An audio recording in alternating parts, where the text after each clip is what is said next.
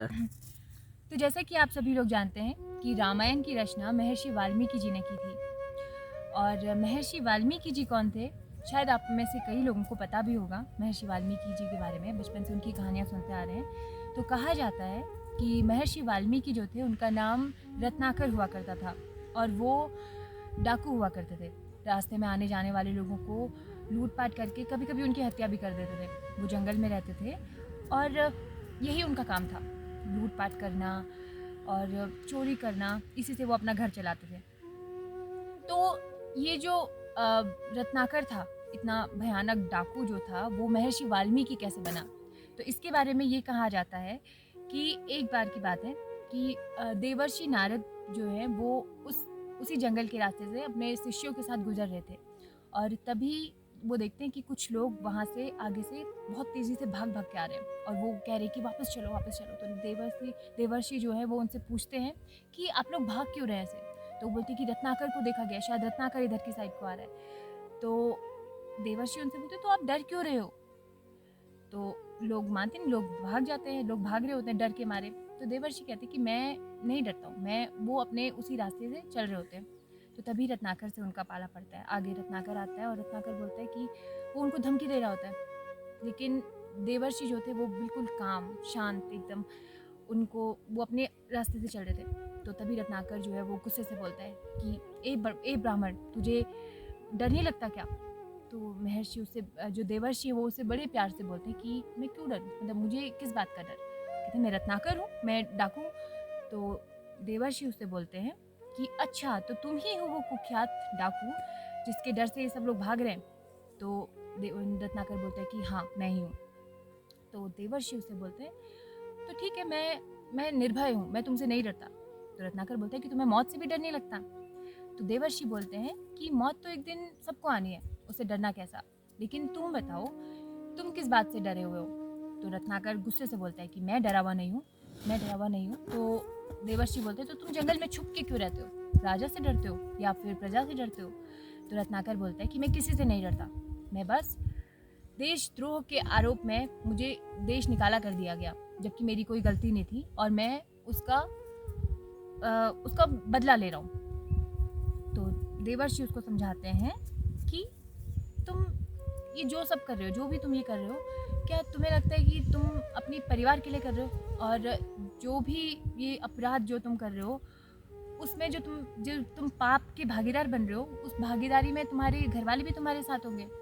तो रत्नाकर बोलता है कि बिल्कुल, मैं जो भी कर रहा हूँ उनके लिए ही तो कर रहा हूँ, उनके पालन पोषण के लिए ही कर रहा हूँ। तो ये तो जाहिर सी बात है कि मेरे जो परिवार वाले हैं, वो मेरी पत्नी, मेरे बच्चे, मेरे पिता, वो भी इस पाप के भागीदार होंगे। तो देवर्षि उससे बोलते हैं कि क्या तुम श्योर हो? तुमने कभी ये अपने घर वालों से पूछा? तो रत्नाकर है वो थोड़ा सा घूम जाता है उसका दिमाग, और बोलता है कि वो सोच में पड़ जाता है। तो ये तो निश्चित सी बात है कि वो होंगे इसमें भागीदार।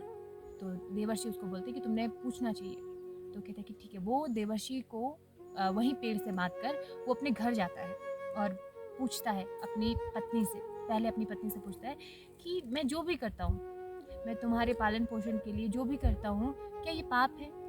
और क्या तुम इस पाप की भी भागीदार हो? तो उसकी पत्नी बोलती है कि स्वामी, मैंने आपके सुख और दुख दोनों में आपका साथ निभाने की कसम खाई है, लेकिन आपके पापों की भागीदार मैं नहीं हूँ।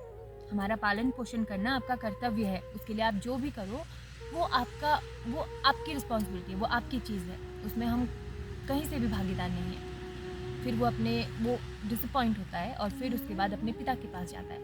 तो पिता उससे बोलते हैं कि बेटा, ये सब तुम्हारी कमाई है, इसके हिस्सेदार हम कैसे हो सकते हैं? तो ये सुनकर रत्नाकर जो होता है वो, उसके पैरों तले ज़मीन खिसक जाती है। वो बहुत निराश होता है और बहुत उसको सरप्राइज़्ड होता है, एक तरह से हम कह सकते हैं। वो फिर देवर्षि के पास आता है और उनके पैरों में गिरकर उनसे क्षमा माँगने लगता है, और बोलता है कि उसको अपनी गलती का एहसास होता है, और फिर वो देवर्षि से बोलता है कि देवर्षि, मैं क्या करूँ? मैं ऐसा क्या करूँ? मुझसे बहुत बहुत बड़े-बड़े पाप हो गए हैं। तो देवर्षि उसको बड़े ही प्यार से समझाते हैं कि कोई भी पाप हो, तुम कहीं से भी सुधर सकते हो, मतलब आगे बढ़ने का हमेशा एक रास्ता होता है। तुम अपने पुराने पापों को भूलकर राम राम का जप करो, तपस्या करो। तो कहा कहते हैं कि जो रत्नाकर था उस वो राम राम नहीं बोल पाता था। तो जो देवर्षि थे नारद मुनि जी, उन्होंने उससे कहा कि तू राम राम नहीं हो रहा तो तुम मरा मरा बोलो। मरा मरा का उल्टा भी राम राम ही होता है। तो वो राम राम का जप करा, उसने तपस्या करी, संकल्प लिया और फिर इस संकल्प के इस संकल्प की वजह से वो मेहनत की और ज्ञान प्राप्त किया, और वही इंसान जो डाकू था वो महर्षि वाल्मीकि के नाम से प्रचलित हुआ।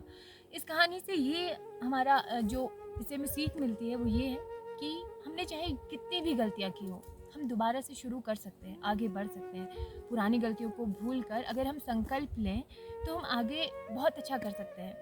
पुरानी गलतियाँ हो गई, उनको हम उसका कुछ नहीं कर सकते ना। तो आगे बढ़िए, पुरानी गलतियों को भूल कर, कल के बारे में छोड़कर आगे बढ़ना सीखिए और आगे गलतियाँ ना करने की कोशिश कीजिए और अच्छा करने की कोशिश कीजिए। Thank you.